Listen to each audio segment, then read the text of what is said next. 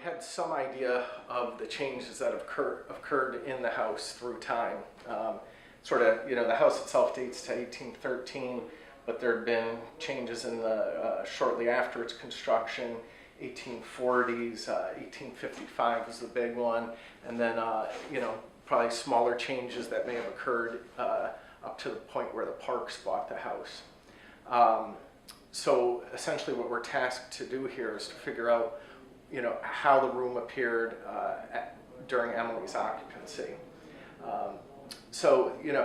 Basically once we get it to this point, we start to look hard sort of surface by surface, starting maybe, from ceiling, walls, work our way down, and we're looking for clues and evidence for finishes and changes or features that date to around 1855 or so. So basically, we removed all the finishes that we felt or knew were much later. So things like the drywall ceiling that just went in, Parks era flooring, wallpapers that were added to the room, and it was to get us down to sort of the bones of the structure, so we could have sort of an unobstructed view of the surfaces and, in some instances, framing of the house. Once we get an idea of the dates, we can sort of attribute those to the different families or periods of the house. But here are some of the exciting finds where, like, the wallpaper up above that we feel at the very uppermost level, that survives because the chimney, when the ceiling was lowered down, it actually encapsulated papers up there, and we found them in a number of places. Some over there, there's a couple pieces that still remain sort of in place right over there. Other things that we do to sort of understand the space is paint analysis. We bring in consultants to sort of look at the paint layering at a microscopic level. Let's see, this door opening here versus any of these other door openings. This one had only paint layers from 1855 onward, whereas the main door and the windows had paint layers that predated 1855. So this sort of helps tell us that this element came in at a very specific period of time.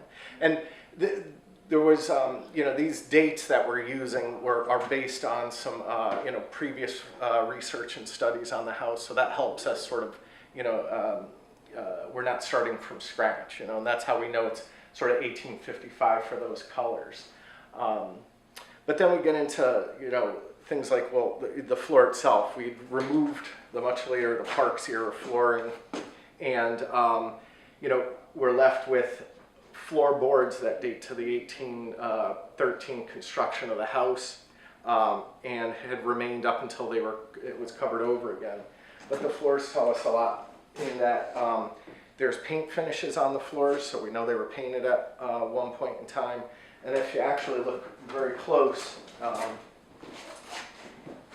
we located and measured off, and at 36-inch intervals, there are tack holes for. I don't know if you can see it, if it's easy, but there are strips of tack holes that relate to probably some type of floor covering, possibly an ingrain carpet that was actually tacked down onto this wood floor. It might have been a grass cloth. We don't know exactly just yet. But so we know there was, there were floor coverings. We know the walls had wallpapers on them. Plaster walls. Let's see, we have our millwork sort of squared away. And then there are other features that have disappeared in their entirety that we can only glean from small bits of evidence. If we come over here, there are improvements that were identified that even predate Emily's period in the house. And as you can see in this wall, here's a large patch where the period 1 door opening to this room was located. So originally in 1813, when the house was divided into essentially a two-family residence, and there was a stair that pre-existed, the one that remains, you actually came up and around, and the door into this room was actually located right here. And then when this gets closed up, or when the center passage and center stair is introduced, this gets closed up, and then that door opening comes in.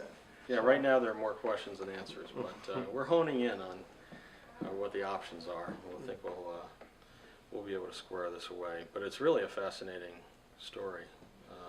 There's a lot going on here, and it's just a question of unraveling it all.